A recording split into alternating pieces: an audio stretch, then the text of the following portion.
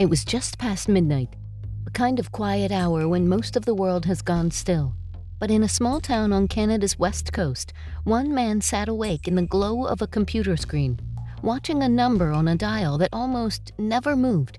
His name was Scott, an amateur radio operator with a habit of pointing antennas toward the sky and listening for whispers from machines. This night wasn't supposed to be special.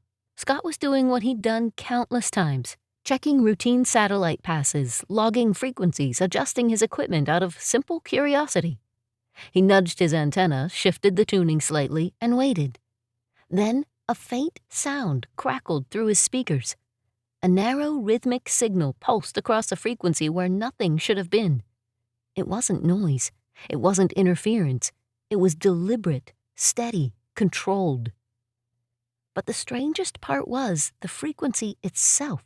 It wasn't in a band normally used for satellites transmitting down to Earth.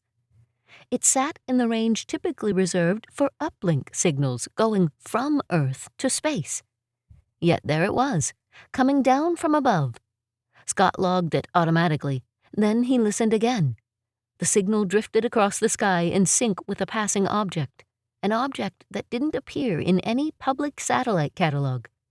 He checked again and again. Same signal, same invisible traveler. Scott stayed awake long after the sun rose, tracking the strange transmission. The more he watched, the more he realized this wasn't some off-course weather satellite or forgotten space relic.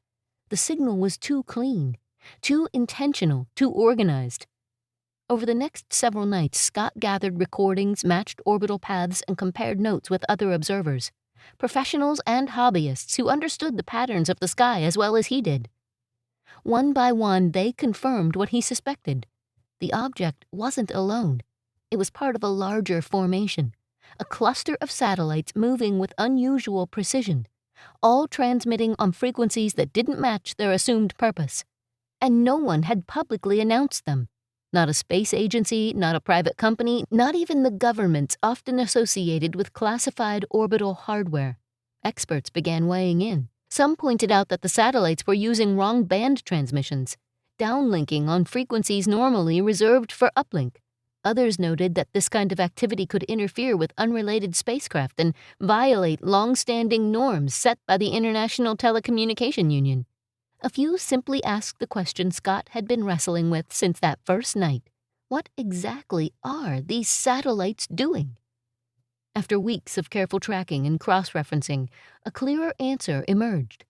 The mysterious formation belonged to the National Reconnaissance Office, the U.S. government's most secretive intelligence agency, and the satellites themselves had been built by SpaceX as part of a classified program known as Starshield, a program meant for national security, a program expanding quickly, a program no one expected a backyard hobbyist to detect.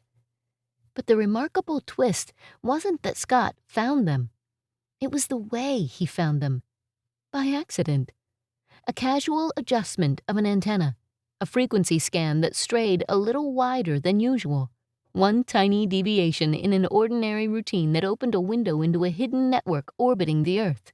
His discovery sparked discussions among astronomers and policy experts about transparency, oversight, and the growing power of private companies building hardware with government agencies behind closed doors. It also raised a larger question. If one amateur with off-the-shelf equipment could pick up signals from classified satellites, what else could be found by people willing to simply pay attention?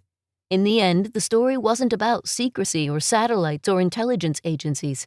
It was about curiosity. The quiet kind that keeps a person awake at midnight, adjusting antennas and chasing faint signals across the sky. And it was about how even the smallest, most ordinary moment, a wrong band scan, a stray signal, a bit of static that didn't belong, can tilt the world just a little. And here's the twist.